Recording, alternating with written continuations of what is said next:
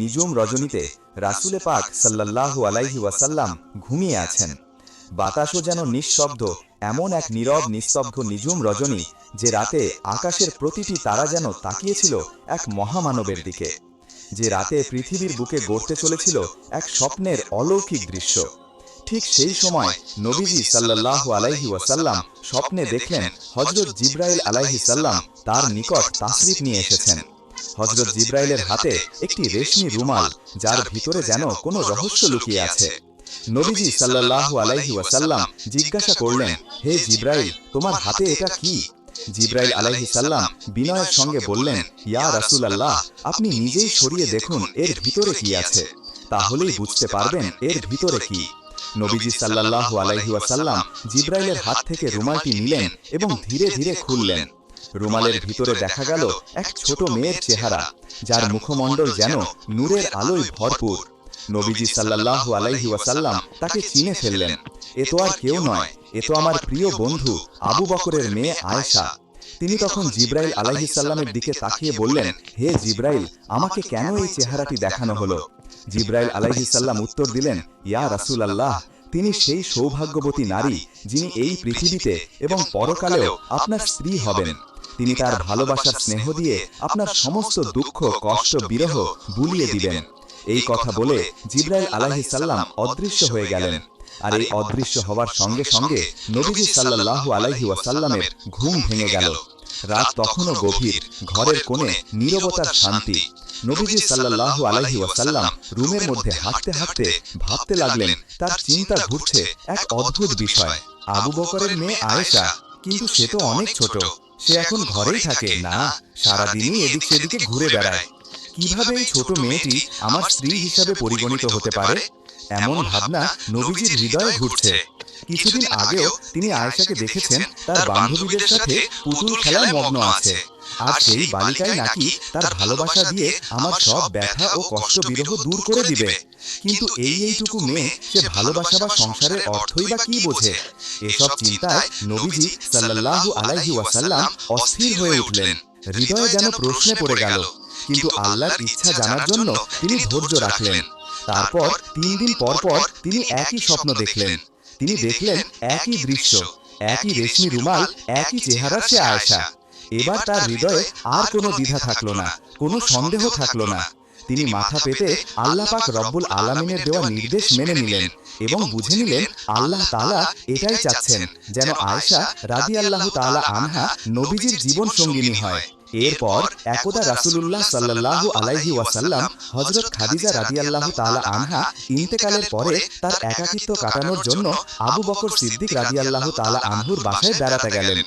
রাসূল পাক সাল্লাল্লাহু আলাইহি ওয়াসাল্লাম আবু বকর রাদিয়াল্লাহু তাআলা আনহুর বাড়ির আঙিনায় পৌঁছে দেখলেন আয়েশা রাদিয়াল্লাহু তাআলা আনহা তার বান্ধবীদের সাথে পুতুল খেলছেন। কোনো দিকেই তার কোনো মনোযোগ নেই, তার শুধুমাত্র মনোযোগ পুতুলের দিকেই। তাকে এভাবে খেলতে দেখে রাসূল পাক সাল্লাল্লাহু আলাইহি ওয়াসাল্লামের মনে খানিকটা কৌতূহল জাগলো। তিনি এগিয়ে এলেন এবং ছোট আয়েশার দিকে তার কাছে এসে বললেন, হে আয়েশা, তোমার হাতে থাকা ওটা কি? আয়েশা তো আয়েশাই শিশুর মতো উত্তর দিল। তিনি বলে উঠলেন, এটা তো আমার ঘোড়া।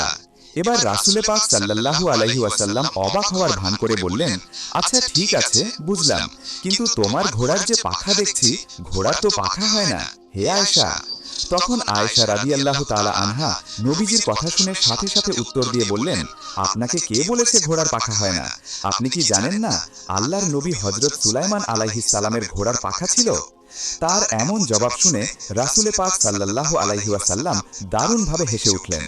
হযরত আয়েশা রাদিয়াল্লাহু তাআলা আনহা পরবর্তী সময় বর্ণনা করেন, সেদিন আমার কথায় রাসূল পাক সাল্লাল্লাহু আলাইহি ওয়াসাল্লাম এমনভাবে হেসেছিলেন যে আমি তার নুরানি দাঁতের মাড়ি পর্যন্ত দেখতে পেয়েছিলাম। সুবহানাল্লাহ। নবীজি সাল্লাল্লাহু আলাইহি ওয়াসাল্লাম আয়েশার দুরন্ত মেধার প্রখর স্মৃতিশক্তির ব্যাপারে আগ থেকেই জানতেন, কিন্তু আজকের এই ঘটনাটি যেন তার মনে নতুন করে দাগ কেটে গেল। তিনি বালিকা আয়েশার দিকে তাকিয়ে তাকিয়ে ভাবলেন, এই কারণেই কি আল্লাহ তাআলা এই মেয়েকে আমার স্ত্রী হিসেবে গ্রহণ করার সিদ্ধান্ত নিয়েছেন? তার প্রতিভা স্মৃতিশক্তির মাঝে কি নিহিত আছে আমার উম্মতের ভবিষ্যৎ, অন্তর্নিহিত কোনো কল্যাণ?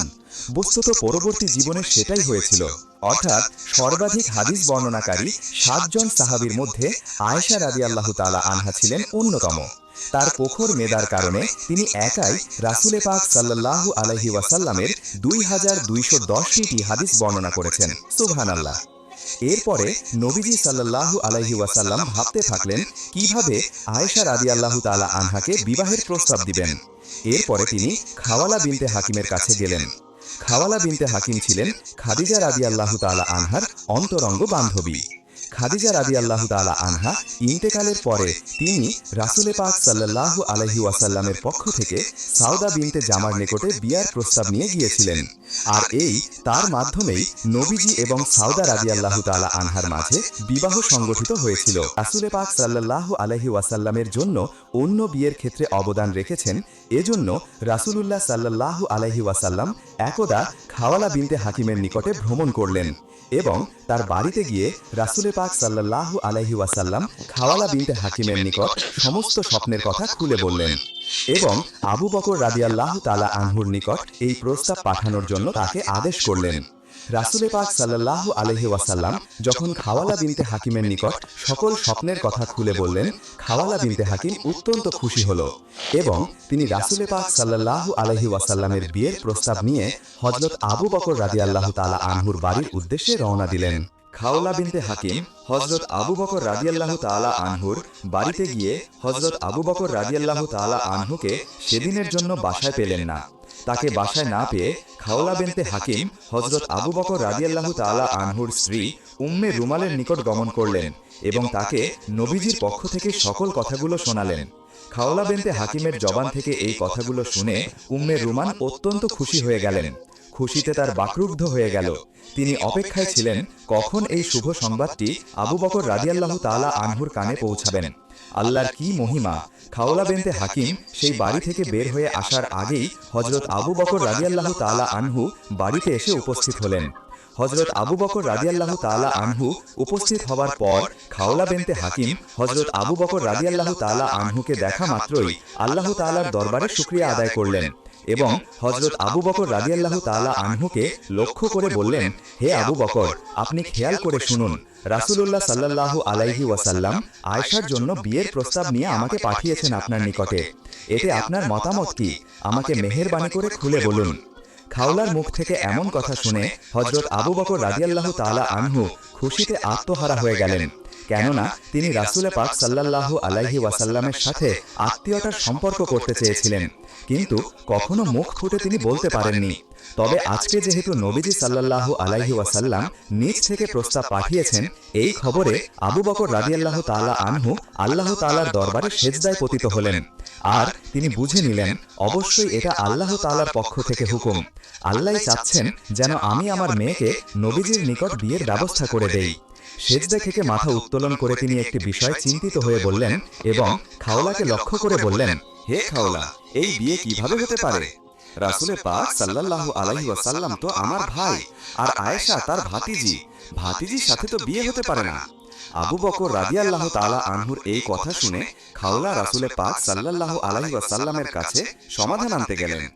রাসূলে পাক সাল্লাল্লাহু আলাইহি ওয়াসাল্লাম খাওলার কথা শুনে মুচকি হেসে জবাব দিলেন, আবু বকর তো আমার নিজের রক্তের ভাই না, সে তো আমার ধর্মীয় ভাই।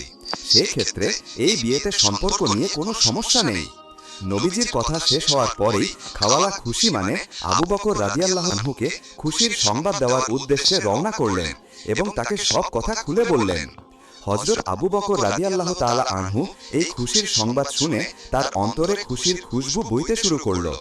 এদিক থেকে বালিকা আয়েশা রাদিয়াল্লাহু তাআলা আনহা প্রতিবেশীর বাড়িতে সখীদের সাথে পুতুল খেলায় মত্ত ছিলেন, আর অন্যদিকে তার দুধ মা ওয়াইলা রাদিয়াল্লাহু তাআলা আনহা তাকে খুঁজতে ব্যস্ত হয়ে পড়লেন। অবশেষে তাকে একটি প্রতিবেশীর বাড়িতে খুঁজে পেলেন এবং বাড়িতে নিয়ে আসলেন। বাড়িতে এনে তার হাত পা সাফ করে চুল বেঁধে পরিপাটি করলেন এবং বিবাহের সাজে সজ্জিত করলেন। অতঃপর বিয়ের সাজে সজ্জিত হওয়ার পরে হযরত আয়েশাকে নিয়ে বাগদান অনুষ্ঠানে উপস্থিত করালেন। এই অনুষ্ঠানটি একেবারে ছোট পরিসরে হয়েছিল। সেখানে শুধুমাত্র হযরত আয়েশা রাদিয়াল্লাহু তাআলা আনহা আর তার মা উম্মে রুমান, আবু বকর রাদিয়াল্লাহু তাআলা আনহু ও 2-3 জন সাহাবী এবং রাসূলে পাক সাল্লাল্লাহু আলাইহি ওয়াসাল্লাম ছাড়া আর কেউ উপস্থিত ছিলেন না। অতঃপর বিয়ের অনুষ্ঠান শুরু হলো। অর্থাৎ আবু বকর রাদিয়াল্লাহু তাআলা আনহু নিজেই খুতবা পাঠ করলেন, 500 দিরহাম মোহরানা নির্ধারণ করলেন, আর এর মাধ্যমেই বিবাহের কাজ সম্পন্ন হলো। এটাই ছিল সর্বকালের সর্বশ্রেষ্ঠ মহামানব রাসূলে পাক সাল্লাল্লাহু আলাইহি ওয়াসাল্লামের বিবাহ অনুষ্ঠান। তারপর রাসূলে পাক সাল্লাল্লাহু আলাইহি ওয়াসাল্লাম মক্কার জমিনে দ্বীনের দাওয়াত দেওয়ার ক্ষেত্রে ব্যস্ত হয়ে পড়লেন। আর আয়েশা রাদিয়াল্লাহু তাআলা আনহা তার মা বাবার কাছ থেকে পাড়া প্রতিবেশী বান্ধবীদের সাথে মেতে থাকলেন সে পুতুল খেলায়। হযরত আয়েশার বয়স কম থাকায় তিনি খুবই চঞ্চল ছিলেন। উম্মে রোমান বালিকা আয়েশা রাদিয়াল্লাহু তাআলা আনহাকে শাসন করলেও তিনি কথাই শুনতেন না। তাই একদিন তিনি খুবই বকাবকি করলেন। আয়েশা রাদিয়াল্লাহু তাআলা আনহা দরজার কপাট ধরে চোখ মুখ খুলিয়ে কাঁদছিলেন। তখন রাসূলে পাক সাল্লাল্লাহু আলাইহি ওয়াসাল্লাম সেই পথ ধরে যাচ্ছিলেন। এমন সময় তিনি সেখানে উপস্থিত হলেন এবং উম্মে রোমানকে বললেন, আপনাকে না বলেছিলাম আয়েশাকে কিছু না বলতে? আমার কথা তো আপনি রাখলেন না। রাসূলে পাক সাল্লাল্লাহু আলাইহি ওয়াসাল্লামের এই কথা শুনে উম্মে রোমান খুবই বিব্রত বোধ করলেন এবং বললেন, ইয়া রাসূলুল্লাহ, সে যে কোনো কথাই শুনে না, আর আমি কিছু বললেই তার বাবাকে আমার বিষয়ে নালিশ করে। তখন রাসূলুল্লাহ সাল্লাল্লাহু আলাইহি ওয়াসাল্লাম বললেন, যাই করুক না কেন আপনি খাতিরে কিছুই বলবেন না, ওকে তার নিজের মতো থাক দিন। এদিক থেকে কুরাইশরা নবুয়াতের পর থেকেই মুসলমানদের ওপর প্রচণ্ড অত্যাচার শুরু করে আসছে। নবুয়াতের 12টা বছর যাতন চলছে। কুরাইশদের অত্যাচারে মুসলিমদের জীবন একেবারে হুমকির মুখে। হঠাৎ আশার আলো ফুটে উঠল। মদিনাবাসীরা রাসূলে পাক সাল্লাল্লাহু আলাইহি ওয়াসাল্লামকে আহ্বান করলেন মদিনায় বসবাস করার জন্য। তারা ওয়াদাবদ্ধ হলেন যে সেখানে তারা মুসলমানদের পরিপূর্ণ নিরাপত্তা দিবেন এবং তারাও ইসলামের দীক্ষায় দীক্ষিত হবেন।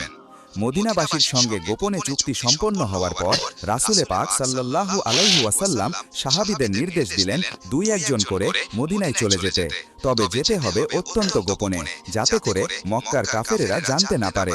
কিন্তু তা সত্ত্বেও মক্কার কাফেরেরা জেনে গেল। এর মধ্যেও গোপনে গোপনে অনেক সাহাবীরা মক্কা থেকে মদিনায় হিজরত করে চলে গিয়েছিলেন। রাসূলে পাক সাল্লাল্লাহু আলাইহি ওয়াসাল্লাম মদিনায় চলে যাওয়ার ব্যাপারে মনস্থির করে ফেললেন। শুধু আল্লাহ তাআলার নির্দেশের অপেক্ষায় রইলেন। যখনই আল্লাহর পক্ষ থেকে নির্দেশ আসবে তখনই তিনি রওনা হবেন মোল্লার পক্ষ থেকে নির্দেশ আসবে তখনই তিনি রওনা হবেন মদিনার পথে। এরপরে একদিন দুপুরবেলা রাসূলে পাক সাল্লাল্লাহু আলাইহি ওয়াসাল্লাম আবু বকর রাদিয়াল্লাহু তাআলা আনহুর বাড়িতে আসলেন। নবীজির মুখে তখন হতাশার ছাপ। তখন আবু বকর রাদিয়াল্লাহু তাআলা আনহু এই অসময়ে তার বাড়িতে নবীজিকে দেখে তিনি হতম্ব হয়ে গেলেন এবং নবীজিকে জিজ্ঞাসা করলেন, ইয়া রাসূলুল্লাহ, এই সময় আপনি আমার বাড়িতে কেন? হয়তো কোনো বিশেষ কোনো সংবাদ রয়েছে। তখন নবীজি সাল্লাল্লাহু আলাইহি ওয়াসাল্লাম বললেন, হে আবু বকর, আমাকে মক্কা থেকে মদিনায় হিজরত করার অনুমতি দেওয়া হয়েছে। আবু বকর রাদিয়াল্লাহু তাআলা আনহু এই কথা শোনার পর জানতে চাইলেন, হে আল্লাহর রাসূল, আমিও কি আপনার সঙ্গী হতে পারবো? নবীজি সাল্লাল্লাহু আলাইহি ওয়াসাল্লাম বললেন, হ্যাঁ, আপনি এই সফরে আমার সঙ্গী হবেন। নবীজির কথা শুনে আবু বকর রাদিয়াল্লাহু তাআলা আনহু সঙ্গী হওয়ার খুশিতে কান্না করে দিলেন এবং তার চোখে মুখে অশ্রুজল ছিটছিট করতে লাগলো। তখন তিনি বলে উঠলেন, আমার পিতামাতা আপনার উপর উৎসর্গ হোক। যেদিন আপনি মদিনায় হিজরত করার আগ্রহ প্রকাশ করেছেন সেদিন আমি 2টো উট কিনে লালন পালন করা শুরু করে দিয়েছিলাম। এরপরে আবু বকর রাদিয়াল্লাহু তাআলা আনহু সফরের সকল প্রস্তুতি গ্রহণ করলেন। রাসূলুল্লাহ সাল্লাল্লাহু আলাইহি ওয়াসাল্লাম গোপন সূত্রে জানতে পেরেছেন আবু জাহেল সহ অন্যান্য কুরাইশ নেতারা মিলিত হয়েছে রাতের আধারে মুহাম্মদ সাল্লাল্লাহু আলাইহি ওয়াসাল্লামকে দুনিয়ার বুক থেকে সরিয়ে দেওয়ার জন্য। রাসূলুল্লাহ সাল্লাল্লাহু আলাইহি ওয়াসাল্লাম এই সংবাদ জানার পর তার চাচাতো ভাই আলী রাদিয়াল্লাহু তাআলা আনহুকে ডেকে আনলেন এবং তার নিকট সমস্ত মানুষদের আমানতগুলো বুঝিয়ে দিলেন এবং তাকে নবীজির ঘরে নবীজির বিছানায় ঘুমিয়ে থাকার জন্য আদেশ ফরমালেন। তখন হযরত আলী রাদিয়াল্লাহু তাআলা আনহু নবীজির কাছ থেকে সকল আমানত নিয়ে নবীজির বাসার উদ্দেশ্যে রওনা করল। এদিক থেকে যখন মক্কার রাত গনিয়ে এলো, রাসূলে পাক সাল্লাল্লাহু আলাইহি ওয়াসাল্লাম চোখের পানিতে সিক্ত হয়ে আল্লাহ তাআলার দরবারে প্রার্থনা করলেন। এরপর তিনি হযরত আবু বকর রাদিয়াল্লাহু তাআলা আনহুকে সঙ্গে নিয়ে সফরের উদ্দেশ্যে দাঁড়ালেন। রাসূলে পাক সাল্লাল্লাহু আলাইহি ওয়াসাল্লাম যখন উটের পিঠে আরোহণ করে রওনা করবেন, ঠিক সেই সময় তিনি একটু মুচকি হেসে হযরত আয়েশা রাদিয়াল্লাহু তাআলা আনহাকে বললেন, হে আয়েশা, আমার জন্য দোয়া করো। আমরা হিজরতের উদ্দেশ্যে রওনা হয়েছি। একথা বলে রাসূল পাক সাল্লাল্লাহু আলাইহি ওয়াসাল্লাম আবু বকর রাদিয়াল্লাহু তাআলা আনহুকে নিয়ে সফর শুরু করলেন এবং দীর্ঘ পথ ও অনেক বাধা বিপত্তি পেরিয়ে রাসূল পাক সাল্লাল্লাহু আলাইহি ওয়াসাল্লাম ও আবু বকর রাদিয়াল্লাহু তাআলা আনহুকে সঙ্গে নিয়ে মদিনায় এসে পৌঁছালেন। মদিনায় পৌঁছানোর মাস তিনেক পরেই আয়েশা রাদিয়াল্লাহু সহ তার পরিবারের সকলকে মদিনায় নিয়ে আসলেন। অনেকটা সময় অতিবাহিত হয়ে গেল। শাওয়াল মাস চলছে। এতদিনে মসজিদুন নববীর নির্মাণের সকল কাজ সম্পন্ন হয়েছে। এর মধ্যে জিবরাইল আলাইহিস সালাম এতদিন রাসূল পাক সাল্লাল্লাহু আলাইহি ওয়াসাল্লামের কাছে এসে উপস্থিত হলেন এবং বললেন, হে আল্লাহর রাসূল, আয়েশা তো আপনার স্ত্রী, তাকে সসম্মানের সহিত আপনি আপনার ঘরে তুলুন। একথা বলেই হযরত জিবরাইল আলাইহিস সালাম সেখান থেকে বিদায় গ্রহণ করলেন। আল্লাহর কি মহিমা! এর পরের দিনই হযরত আবু বকর রাদিয়াল্লাহু তাআলা আনহু নিজেই রাসূল পাক সাল্লাল্লাহু আলাইহি ওয়াসাল্লামকে বললেন, হে আল্লাহর রাসূল, আপনি আপনার স্ত্রীকে ঘরে তুলছেন না কেন? রাসূল পাক সাল্লাল্লাহু আলাইহি ওয়াসাল্লাম খানিকটা বিব্রত বোধ করলেন। তবে তিনি স্পষ্ট করেই বললেন, আমি এর ব্যাপারে ভাবছি, কেননা মোহরের সম্পূর্ণ টাকা আমার নিকটে উপস্থিত নেই। তখন রাসূলুল্লাহ সাল্লাল্লাহু আলাইহি ওয়াসাল্লামের এই কথাটি আবু বকর রাদিয়াল্লাহু তাআলা আনহু শুনে ফেললেন। তখন তিনি নবীজির কাছ থেকে অনুমতি নিয়ে ভারীর উদ্দেশ্যে রওনা দিলেন আর মনে মনে ভাবতে লাগলেন যে এমন সময় যদি নবীজিকে খুশি করা যায় তাহলে এটা অনেক উত্তম কাজ হবে। এই চিন্তা করে তিনি তার ঘরে প্রবেশ করলেন এবং ঘর থেকে 500 দিরহাম নিয়ে আবার নবীজির উদ্দেশ্যে রওনা করলেন।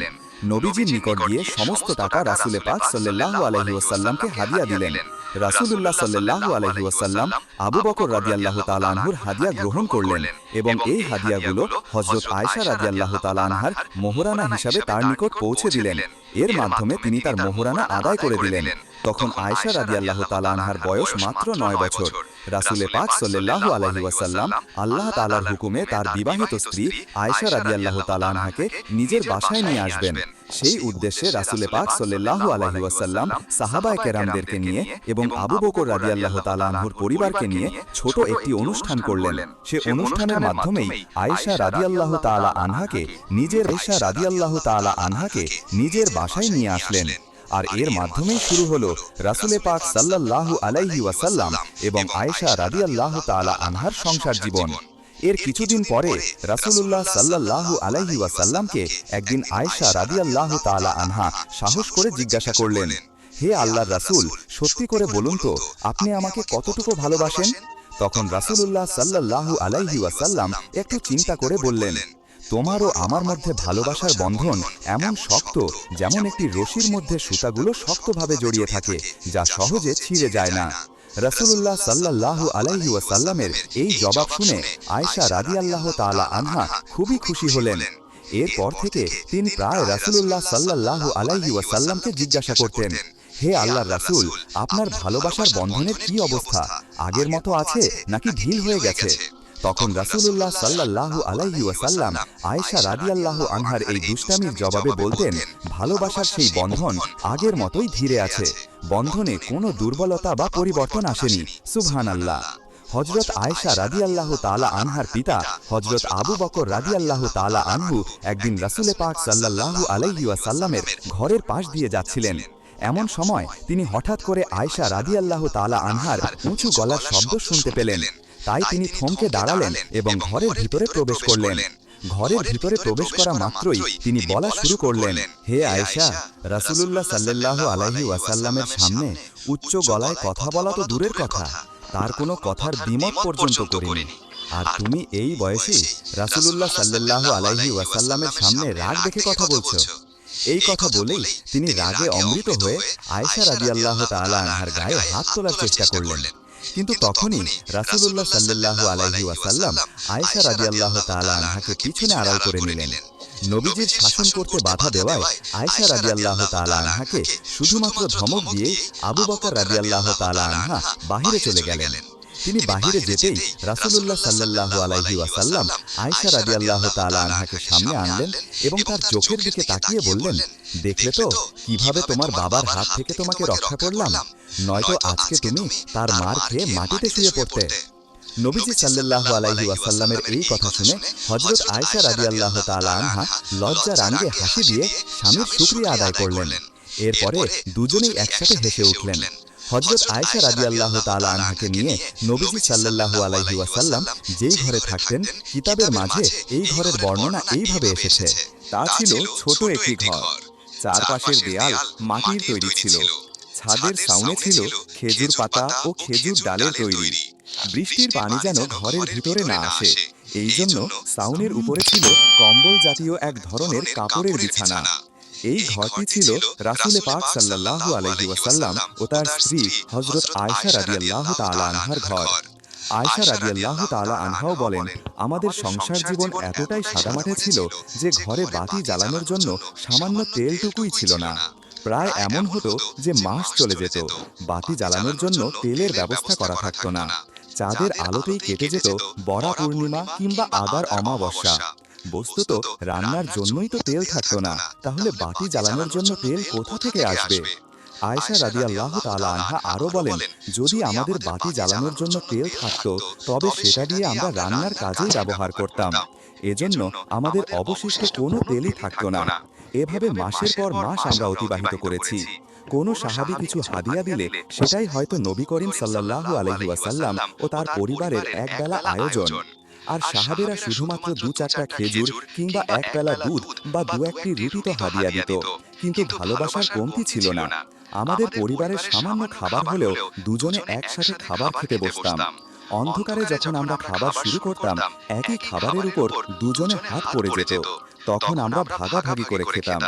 আয়েশা রাদিয়াল্লাহু তাআলা আনহা আরো বলেন, কখনো মাংস জাতীয় খাবার খেলে আমার চিবানো হাড়গুলো রাসূল পাক সাল্লাল্লাহু আলাইহি ওয়াসাল্লাম আবার চিবিয়ে খেতেন।